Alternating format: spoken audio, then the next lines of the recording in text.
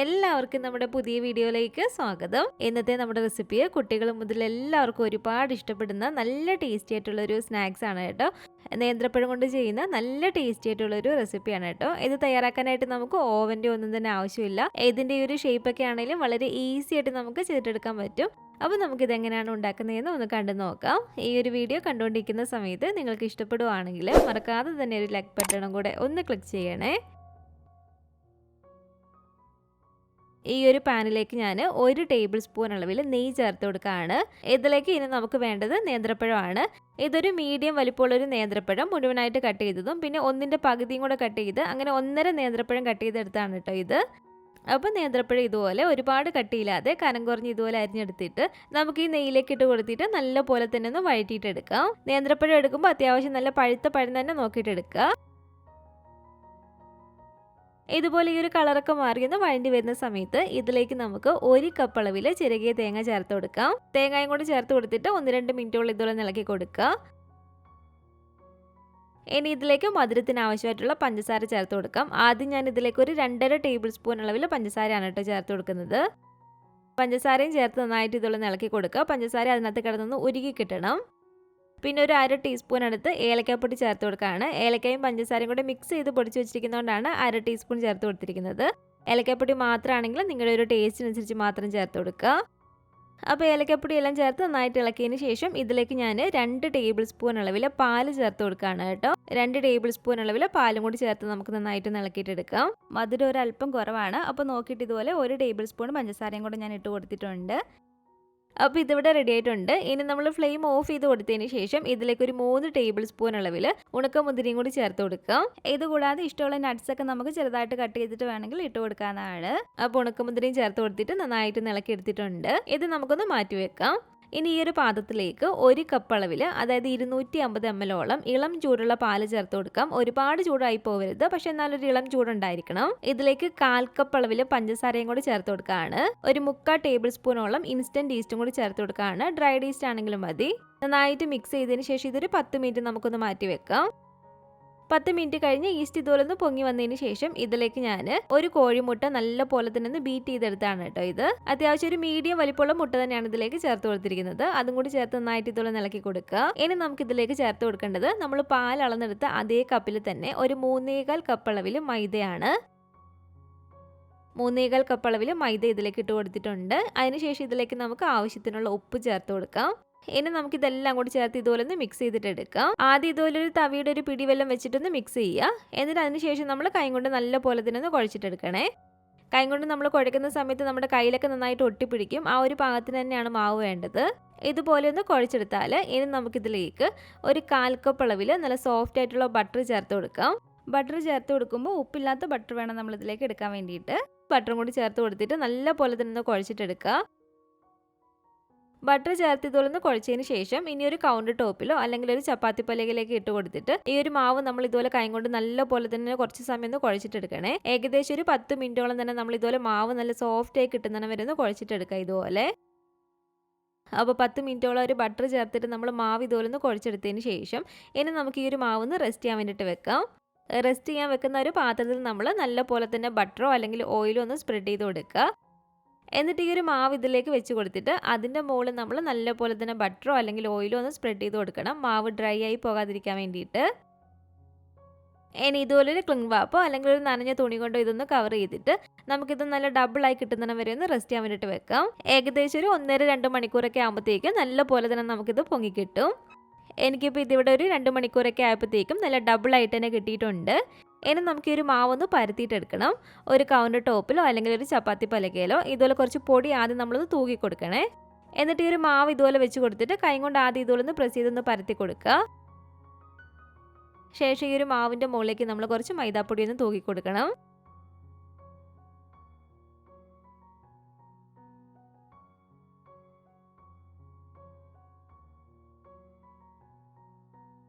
ഇത് കണ്ടില്ല, ഈ ഒരു കട്ടിക്ക് വേണം നമ്മളിത് പരത്തിയെടുക്കാൻ വേണ്ടിയിട്ട്. ഒരുപാടങ്ങ് കട്ടി കൂടാനും പാടില്ല, പക്ഷെ ഒരുപാട് നൈസായിട്ട് പോവുകയും ചെയ്യരുത്. ഇതുപോലെ നമ്മളിത് പരത്തിയെടുത്തതിന് ശേഷം നല്ല സോഫ്റ്റ് ആയിട്ടുള്ള ബട്ടർ നമുക്ക് ഇതുപോലെ ഒന്ന് സ്പ്രെഡ് ചെയ്ത് കൊടുക്കാം ഇതിൻ്റെ മുകളിലേക്ക്. അപ്പോൾ ബട്ടർ ഇതുപോലെ ഒന്ന് സ്പ്രെഡ് ചെയ്ത് കൊടുത്തതിന് ശേഷം ഇതിൻ്റെ പകുതി ഇതുപോലെ ഒന്ന് അടയാളപ്പെടുത്തുക കേട്ടോ. കട്ടായി പോകരുത്, ഇതുപോലെ ഒന്ന് പകുതി ഒന്ന് അടയാളപ്പെടുത്തുക. എന്നിട്ട് നമുക്ക് ഫസ്റ്റിലത്തെ ഈ ഒരു സൈഡ് നമുക്ക് ഇതുപോലെ ഒന്ന് വരഞ്ഞു കൊടുക്കണം. ഇതുപോലെ നമ്മൾ വരഞ്ഞ ഒരു ലൈൻ ഇട്ട് കൊടുക്കുന്ന സമയത്ത് പ്രത്യേകം ശ്രദ്ധിക്കണേ, അതങ്ങ് കട്ടായിട്ട് അങ്ങ് ഫുൾ അങ്ങ് പോരുത്. ഇത് കണ്ടില്ലേ, ഇതുപോലെ ഇത്രയും ഭാഗമായിട്ട് നമ്മളൊന്ന് കട്ട് ചെയ്ത് കൊടുത്താൽ മതി. കട്ടായി ഫുള്ളായിട്ട് അങ്ങ് പോരുത്. നമ്മൾ ഇതുപോലെ വരഞ്ഞു കൊടുക്കുന്ന ഈ ഒരു ഭാഗം നല്ല പോലെ തന്നെ ഉള്ളിലേക്ക് ഇറങ്ങി കട്ടായിട്ട് തന്നെ വേണം വരാൻ വേണ്ടിയിട്ട്. അപ്പോൾ ഇത് കണ്ടില്ലേ, ഈ ഒരു സൈഡ് ഫുള്ള് ഞാൻ ഇതുപോലെ ഒന്ന് വരഞ്ഞു കൊടുത്തിട്ടുണ്ട്. ഇനി ഈ ഒരു സൈഡിലായിട്ടാണ് നമ്മൾ തയ്യാറാക്കി വെച്ചിരിക്കുന്ന ഒരു ഫില്ലിങ് ഫുള്ളായിട്ട് വെച്ച് കൊടുക്കേണ്ടത്. അപ്പോൾ നമ്മൾ തയ്യാറാക്കി വെച്ചിരിക്കുന്ന ഒരു നേന്ത്രപ്പഴത്തിൻ്റെ ഒരു ഫില്ലിങ് ഇതിലേക്ക് ഫുള്ളൊന്ന് വെച്ച് ഇതുപോലെ ഒന്ന് വെതറിയിട്ട് കൊടുക്കാം. ഫില്ലിങ് ഇതുപോലെ ഫുള്ളായിട്ട് തന്നെ വെച്ച് കൊടുത്തിട്ടുണ്ട്. ഇനി ഇതിലേക്ക് കുറച്ചും കൂടി നല്ലൊരു ടേസ്റ്റിന് വേണ്ടിയിട്ട്, ആ ഒരു ചോക്ലേറ്റിൻ്റെ ഒക്കെ ഒരു ടേസ്റ്റ് കിട്ടാൻ വേണ്ടിയിട്ട് ഇതിലേക്ക് നമുക്ക് ഡയറി മിൽക്ക് വേണമെങ്കിൽ ഇതുപോലെ പൊട്ടിച്ചിട്ട് വെച്ച് കൊടുക്കാവുന്നതാണ്. നമ്മൾ ബേക്കറിയിൽ നിന്നൊക്കെ ആണെങ്കിലും വാങ്ങിക്കാറുണ്ട്, ബണ്ണ് പോലെ വന്നിട്ട് അതിൻ്റെ ഉള്ളിൽ ചോക്ലേറ്റിൻ്റെ ഒരു ഫില്ലിങ്. അപ്പോൾ ഇതിലും ഒരു ചോക്ലേറ്റിൻ്റെ ഒരു ഫില്ലിങ് വരുമ്പോഴത്തേക്കും നല്ല ഒരു ഇരട്ടി ഒരു രുചി കിട്ടും. അത് നമുക്ക് വേണമെങ്കിൽ മാത്രം വെച്ച് കൊടുത്താൽ മതി കേട്ടോ, അല്ലെങ്കിൽ ഒരു നേന്ത്രപ്പഴത്തിൻ്റെ ഒരു ഫില്ലിങ് മാത്രമാണെങ്കിലും മതി. പക്ഷേ ചോക്ലേറ്റും കൂടെ വെച്ച് കൊടുത്താൽ അതായിരിക്കും കുറച്ചും കൂടി നല്ലൊരു ടേസ്റ്റ് നമുക്ക് കിട്ടുന്നത്. ഞാനിപ്പോൾ ഡയറി മിൽക്കിൻ്റെ ഒരു നട്ട്സ് ഉള്ള ചോക്ലേറ്റ് ആണ് എടുത്തിരിക്കുന്നത്. പ്ലെയിൻ ആയിട്ടുള്ളതാണെങ്കിൽ വെച്ച് കൊടുത്താൽ മതി. അപ്പോൾ ഒരു ചോക്ലേറ്റ് ഇതുപോലെ വെച്ച് കൊടുത്തതിന് ശേഷം നമുക്കിനി ഇതൊന്ന് റോൾ ചെയ്തിട്ട് എടുക്കാം. സ്പീഡിൽ നമ്മളിതങ്ങ് റോൾ ചെയ്തിട്ട് എടുക്കരുത് കേട്ടോ, വളരെ സാവധാനം പതിയെ വേണം നമ്മളിതൊന്ന് റോൾ ചെയ്തെടുക്കാൻ വേണ്ടിയിട്ട്. ഞാനിപ്പോൾ ഇത് വീഡിയോയിൽ കുറച്ച് സ്പീഡ് കൂട്ടി കാണിക്കുന്നതേ ഉള്ളൂ. നമ്മൾ ചെയ്യുമ്പോൾ വളരെ സാവധാനത്തിൽ വേണം ഇത് റോൾ ചെയ്തിട്ട് എടുക്കാൻ വേണ്ടിയിട്ട്. അപ്പോൾ ഇതുപോലെ ഫുള്ളൊന്ന് റോൾ ചെയ്തതിന് ശേഷം ഇതുപോലെ ഈ രണ്ട് സൈഡും കൂടെ കൂട്ടിമുട്ടിച്ച് ഒരു റൗണ്ട് ഷേപ്പിലാക്കിയിട്ട് എടുക്കുക. ഇതിപ്പോൾ കണ്ടില്ലേ, ഇതിൻ്റെ ഒരു ലൈനൊക്കെ ചെറുതായിട്ടൊന്ന് കട്ടായി വരാനുണ്ടെങ്കിൽ നമുക്ക് ഇതുപോലെ ഷേപ്പാക്കി എടുത്തതിന് ശേഷം ഒന്ന് ചെറുതായിട്ട് കട്ട് ചെയ്ത് കൊടുത്താൽ മതി. ഞാനിപ്പോൾ ഇത് ബേക്ക് ചെയ്യുന്നത് ഒരു 9 ഇഞ്ചുള്ള ഒരു കേക്ക് ടിന്നിലേക്ക് വെച്ച് കൊടുത്തിട്ടാണ് കേട്ടോ. കേക്ക് ടിന്നിൽ ഒരു ബട്ടർ പേപ്പർ ഇട്ട് കൊടുത്തിട്ടുണ്ട്.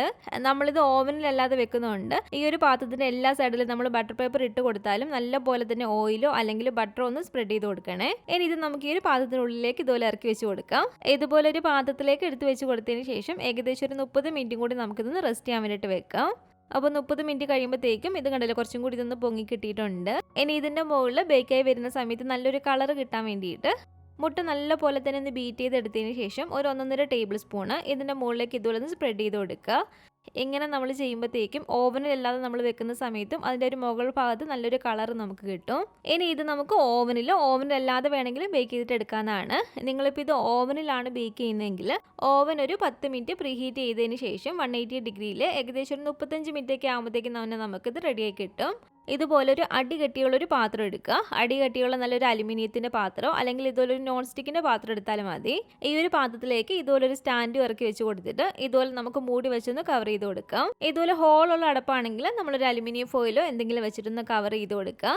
എന്നിട്ട് നമ്മളിത് തീ കുറച്ച് വെച്ച് കൊടുത്തതിന് ശേഷം ഏകദേശം ഒരു 10 മിനിറ്റോളം ഒന്ന് പ്രീ ഹീറ്റ് ചെയ്യാട്ടോ ഈ ഒരു പാത്രം. തീ കുറച്ച് വെച്ച് കൊടുത്തിട്ട് 10 മിനിറ്റ് നമ്മൾ ഇതുപോലെ പ്രീ ഹീറ്റ് ചെയ്തതിന് ശേഷം ഇനി നമുക്ക് ഈ ഒരു പാത്രത്തിൻ്റെ ഉള്ളിലേക്ക് ഇറക്കി വെച്ച് കൊടുക്കാം. ഇനി നമ്മൾ തീ ഒരുപാടങ്ങ് കുറയ്ക്കണ്ട, ഒരു മീഡിയം ഫ്ലെയിമിൽ ഇട്ട് വെച്ച് കൊടുത്തിട്ട് തന്നെ ഏകദേശം ഒരു 35-40 മിനിറ്റൊക്കെ ആകുമ്പോഴത്തേക്കും നല്ല പോലെ തന്നെ നമുക്കിത് ബേക്കായി കിട്ടും. തീ ഒരുപാടങ്ങ് കൂടിയും പോരുത് കേട്ടോ. ഏകദേശം ഒരു 35 മിനിറ്റൊക്കെ ആകുമ്പോഴത്തേക്കും നമ്മളൊന്ന് തുറന്ന് നോക്കണം. നമ്മളിത് ഓവനിലല്ലാതെ ഇതുപോലെ ഗ്യാസ് അടുപ്പിൽ വെച്ചിട്ട് ചെയ്യുന്ന സമയത്ത് നമ്മളൊക്കെ എടുക്കുന്ന ഒരു പാത്രത്തിനനുസരിച്ച് അത് ബേക്കായിട്ട് വരാനുള്ള സമയം ചിലപ്പോൾ കൂടിയോ കുറഞ്ഞൊന്നും ഇരിക്കാം. എനിക്കിപ്പോൾ ഇതിവിടെ ഏകദേശം ഒരു 35-40 മിനിറ്റൊക്കെ ആയപ്പോഴത്തേക്കാണ് ഇതൊന്ന് റെഡിയാക്കി ഇട്ടിരിക്കുന്നത്. എന്നിട്ട് ഒരു മുകൾ ഭാഗത്ത് കളർ വന്നാലും ഉൾവശം നല്ല പോലെ തന്നെ വെന്തിട്ടുണ്ടോ എന്ന് നമ്മൾ ചെക്ക് ചെയ്ത് നോക്കണം കേട്ടോ. ഒരു കത്തിയോ സ്റ്റിക്കോ ഉപയോഗിച്ച് ഇതൊന്ന് കുത്തി നോക്കുക. ആ ഒരു കത്തിയോ സ്റ്റിക്ക് നല്ല ക്ലീൻ ആയിട്ടാണ് വരുന്നതെങ്കിൽ ഉള്ളൊക്കെ നല്ല പോലെ തന്നെ നമുക്ക് വെന്ത് കിട്ടിയിട്ടുണ്ട്. അങ്ങനെ വന്നാൽ മാത്രമേ നമ്മളിത് വെളിയിലേക്ക് എടുക്കാവുള്ളൂ. അപ്പോൾ ഇതിവിടെ ഉള്ളൊക്കെ നന്നായിട്ട് വെന്ത് ഒരു മുകളിൽ ഒരു കളറൊക്കെ ആണെങ്കിൽ നല്ല പോലെ തന്നെ നമുക്ക് കിട്ടിയിട്ടുണ്ട്. നമ്മളൊരു എഗ്ഗ് ബീറ്റ് ചെയ്ത് സ്പ്രെഡ് ചെയ്ത് കൊടുത്താൽ മാത്രമേ മുകളിൽ ഈ ഒരു നല്ലൊരു കളറൊക്കെ നമുക്ക് കിട്ടത്തുള്ളൂ. ഇതുപോലെ പുറത്തേക്ക് എടുത്ത് വെച്ച് കൊടുത്തതിന് ശേഷം മുകളിൽ കുറച്ചും കൂടി നല്ലൊരു ഗ്ലേസിങ്ങിന് വേണ്ടിയിട്ട് കുറച്ച് ബട്ടർ വേണമെങ്കിൽ ഇതുപോലെ സ്പ്രെഡ് ചെയ്ത് കൊടുക്കാം. ഇനി നമ്മളിത് കട്ട് ചെയ്യാൻ വേണ്ടിയിട്ട് ആ ഒരു ചൂടോട് കൂടിയിട്ട് ഒരിക്കലും കട്ട് ചെയ്യരുത്. ഈ ഒരു പാത്രത്തിൽ നിന്ന് നമ്മൾ പുറത്തേക്ക് വേണമെങ്കിൽ എടുത്ത് വെച്ച് കൊടുക്കുക. എന്നിട്ട് നല്ല പോലെ തന്നെ അതിൻ്റെ ചൂടാറി തണുത്തതിന് ശേഷം മാത്രമേ നമ്മൾ ഇതുപോലെ കട്ട് ചെയ്ത് എടുക്കാവുള്ളൂ. ഇതിപ്പോൾ കണ്ടില്ല, നല്ല അടിപൊളിയായിട്ട് തന്നെ നമുക്കിവിടെ കിട്ടിയിട്ടുണ്ട്. അപ്പോൾ ഇന്നത്തെ നമ്മുടെ ഈ ഒരു ബനാന ചോക്ലേറ്റ് ബ്രെഡ് നിങ്ങൾക്ക് ഇഷ്ടപ്പെട്ടെങ്കിൽ തീർച്ചയായിട്ടും ഒന്ന് ട്രൈ ചെയ്ത് നോക്കുക കേട്ടോ. ഉണ്ടാക്കി നോക്കുകയാണെങ്കിൽ നിങ്ങളുടെ അഭിപ്രായങ്ങളൊക്കെ മറക്കാതെ തന്നെ നമ്മുടെ കമൻറ്റ് ബോക്സിൽ വന്ന് അറിയിക്കുക. അതുപോലെ തന്നെ നമ്മുടെ വീഡിയോ ഇഷ്ടപ്പെട്ടെങ്കിൽ മറക്കാതെ തന്നെ ഒരു ലൈക്ക് ബട്ടണും കൂടെ ഒന്ന് ക്ലിക്ക് ചെയ്യണേ. നിങ്ങളുടെ അഭിപ്രായങ്ങളൊക്കെ കമൻറ്റ് ചെയ്യുകയും ഫാമിലിയും ഫ്രണ്ട്സൊക്കെ ആയിട്ട് നമ്മുടെ ഒരു വീഡിയോ ഒന്ന് ഷെയർ ചെയ്ത് കൊടുക്കുക. പുതിയതായിട്ട് നമ്മുടെ ചാനൽ ആരെങ്കിലും കാണുന്നുണ്ടെങ്കിൽ താഴെ കാണുന്ന റെഡ് സബ്സ്ക്രൈബ് ബട്ടണും കൂടെ ഒന്ന് പ്രസ് ചെയ്ത് സപ്പോർട്ട് ചെയ്യണേ. കൂട്ടത്തിൽ കാണുന്ന ബെല്ലൈക്കണും കൂടെ ഒന്ന് ക്ലിക്ക് ചെയ്യുകയാണെങ്കിൽ ഞാനിടുന്ന പുതിയ പുതിയ റെസിപ്പികളൊക്കെ നിങ്ങൾക്ക് അപ്പം തന്നെ നോട്ടിഫിക്കേഷൻ ആയിട്ട് കിട്ടുന്നതായിരിക്കും. ഇൻഷാ അല്ലാഹ് വീണ്ടും നമുക്കിതുപോലെ നല്ലൊരു റെസിപ്പി ആയിട്ട് കാണാം.